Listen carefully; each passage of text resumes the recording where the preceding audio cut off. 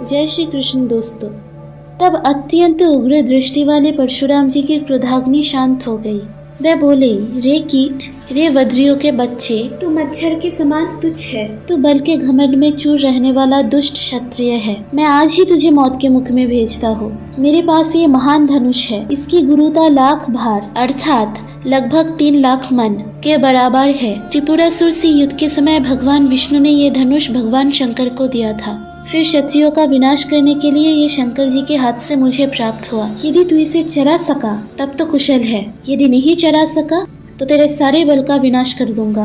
परशुराम जी की बात सुनकर कंस ने उस धनुष को, जो 7 तारों के बराबर लंबा था, और परशुराम जी की देखते देखते उसे लीला पूर्वक चरा दिया। फिर कान तक खींच कर उसे 100 बार फैलाया। उसकी प्रत्यंचों के खींचने से बिजली की गड़गड़ाहट के समान टंकर शब्द होने लगा। उसकी भीषण ध्वनि से 7 लोकों और पतालों के साथ पूरा ब्रह्मांड गूंज उठा। दिग्गज विचलित हो गए और तारागण टूट टूट कर जमीन पर गिरने लगे। फिर कंस ने धनुष को नीचे रख दिया और परशुराम जी को बारंबार प्रणाम करके कहा, भगवान, मैं क्षत्रिय नहीं हूँ, मैं आपका सेवक दैत्य हूँ, आपके दासों का दास हूँ।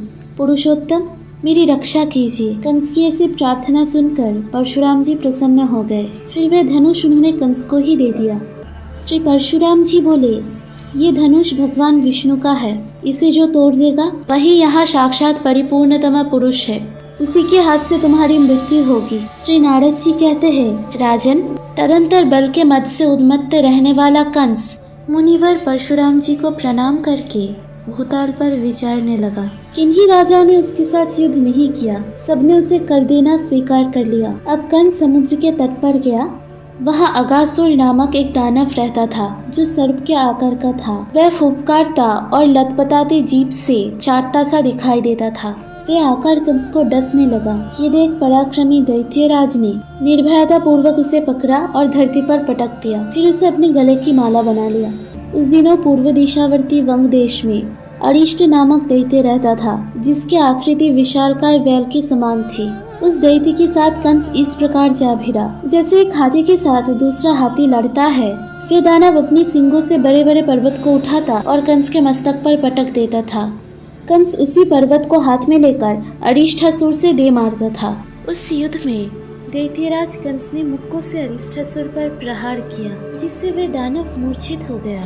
इस प्रकार उस अरिष्टासुर को पराजित करके उसके साथ भी कंस उत्तर की दिशा की ओर चल दिया। बाकी की कथा सुनिए अगली पार्ट में। राधे राधे।